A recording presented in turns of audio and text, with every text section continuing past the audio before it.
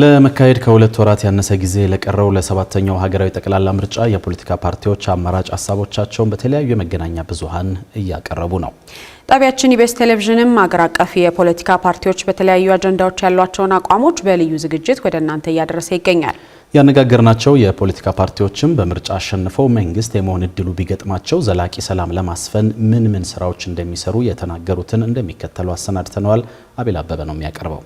በመጪው ግንቦት ወር ኢትዮጵያ ለምታካሄደው ሰባተኛው ሀገራዊ ጠቅላላ ምርጫ የሚሳተፉ የፖለቲካ ፓርቲዎች የተለያዩ የምረጡኝ ቅስቀሳዎችን እያደረጉ ይገኛሉ። ፓርቲዎቹ እያደረጓቸው ከሚገኙ እንቅስቃሴዎች መካከል በተለያዩ ርዕሰ ጉዳዮች ላይ ያሏቸውን አማራጭ ሀሳቦችን በመገናኛ ብዙሃን ለመራጩ ሕዝብ እያቀረቡ ነው። ጣቢያችን ኢቢኤስ ቴሌቪዥንም አሰናድቶት ወደ ተመልካቾች እያደረሰው የሚገኘው ምርጫ 2018 የኛ ድምፅ ልዩ ዝግጅት ላይም የፖለቲካ ፓርቲዎች በዝግጅት ክፍላችን ለተሰናዱ 5 ጥያቄዎች ምላሽ እየሰጡ ይገኛሉ። ለፖለቲካ ፓርቲዎቹ ካቀረብናቸው 5 ጥያቄዎች መካከል አንዱ ሰላምን የተመለከተ ነው። በመጀመሪያው ምዕራፍ ካነጋገርናቸው 8 ያክል የፖለቲካ ፓርቲዎች መካከልም አብዛኞቹ በምርጫ አሸንፈው ሀገር የማስተዳደር እድሉን ቢያገኙ ሰላምን ለማስፈን የትጥቅ ትግል እንቅስቃሴዎችን በድርድር መፍታት ዋነኛ መፍትሄ ነው ብለው እንደሚያምኑ ነግረውናል።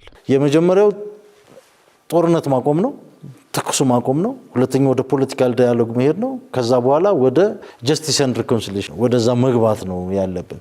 ከዛ በኋላ ኢንስቲትዩሽን ቢልዲንግ ላይ ቀጣይ ፌዝ ላይ እንገባለን ማለት ነው። ሶ በአገር ደረጃ እነዚህን ፒላሮች የጠበቀ የፖለቲካ እንቅስቃሴ ማድረግ ያስፈልጋል። ከግጭቱን ማቆም፣ ችግሩን በአግባቡ መለየት፣ አሁን ያለንበትን ስርዓት በማስቀጠል መፍትሄ አናመጣም። ስርዓት ማለት የፖለቲካ የስቴት እንትኑን ነው።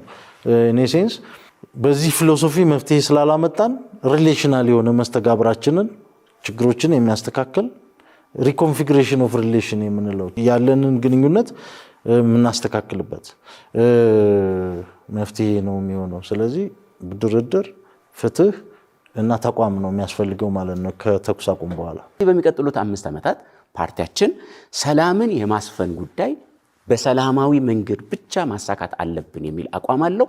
ለዛም ይሰራል። ለዚህም ነው በተደጋጋሚ በሚቀጥሉት 5 ዓመታትም የሰላም ጥሪ ማቅረባችንን እንቀጥላለን። የሰላም በር መክፈታችንን እንቀጥላለን። እንደ ፓርቲ በሰላማዊ መንገድ ሰላም እንዲገኝ የሚደረጉ አጋጣሚዎችና እድሎች ሁሉ አሟጠን እንጠቀማለን። እሱ ብቻ ሳይሆን የታጠቁ ኃይሎች ወደ ሰላም መንገድ እንዲመጡ ሁኔታዎችን እናመቻቻለን። የመጀመሪያው እነዚህ አሁን መሳሪያ ያነሱ ወገኖቻችን የሚያነሷቸውን ጥያቄዎች በተቻለ መጠን ህጋዊ ጥያቄዎች እስከሆኑ ድረስ በመመለስ ወደ ሰላም የሚመጡበትን አማራጭ የዲያሎግ አማራጭ፣ የምክክር የንግግር አማራጭ፣ የሽምግልና አማራጮችን እንወስዳለን በአንድ በኩል።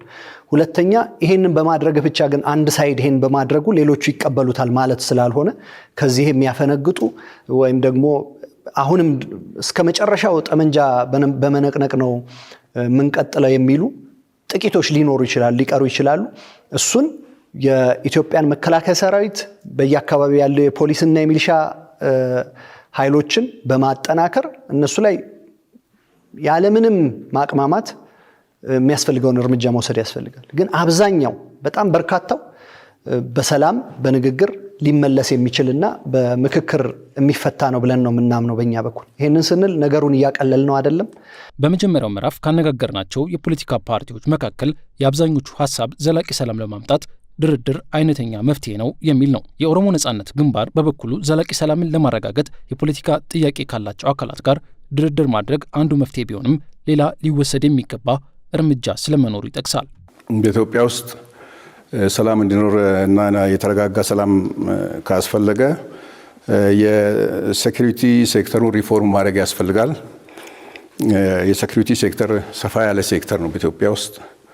ስለዚህ ይሄንን በሙያ የተደገፉ በህግ የሚገዙ ለህገ መንግስት ታማኝ የሆኑ ለዜጎች ጥበቃ የመጀመሪያውን እርምጃ ወስደው የሚንቀሳቀሱ የሴኩሪቲ ሴክተሮችን ማደራጀት ይገድላል። ይሄን እንደ ሁለተኛ አማራጭ ነው የምናየው። ይሄን በተያያዘ እንግዲህ ያለው ችግር የሴኩሪቲ ሴክተሩ ከአገር ከሚመራ ወይም ዶሚናንት ፓርቲ ጋር አፍሌት አድርጎ ተጠግቶ የፓርቲ ስራዎችን የሚሰራበት ሁኔታዎች በብዛት ስለሚታዩ ነው። ከፓርቲ መላቀቅ አለበት። እንደ ኦሮሞ ነጻነት ግንባር ሁሉ ትብብር ለኢትዮጵያ አንድነት ፓርቲም ዘላቂ ሰላምን ለማስፈን ከድርድር ባለፈ አለኝ ያለውን ሀሳብ አቅርበዋል። ባለፈው ዘመናት የተደረጉ ግጭቶችን ወይም ጦርነቶችን እናስታውሳለን። መጨረሻ ላይ በውይይት ነው የሚጠናቀቀው፣ በድርድር ነው የሚጠናቀቀው። ስለዚህ ማንኛውም ጉዳይ የመጀመሪያ ሰላም፣ ዲሞክራሲ ከሰፈነ ጦርነት አይመጣም፣ በቃ አይኖርም። ሁሉም ሰው መብቱ ከተከበረለት፣ ነፃነቱ ከተከበረለት፣ የመናገር የመጻፍ መብቱ ከተከበረለት ወደ ጦርነት የሚሄድበት ምንም ምክንያት የለም። እሱ እንዳይሆን ነው መጀመሪያ እሱ ነው የምንቆጣጠረው። ምናልባት እንኳን ቢያጋጥም በውይይት በድርድር በጠረጴዛ ዙሪያ በንግግር እንፈተዋለን ነው የኛ።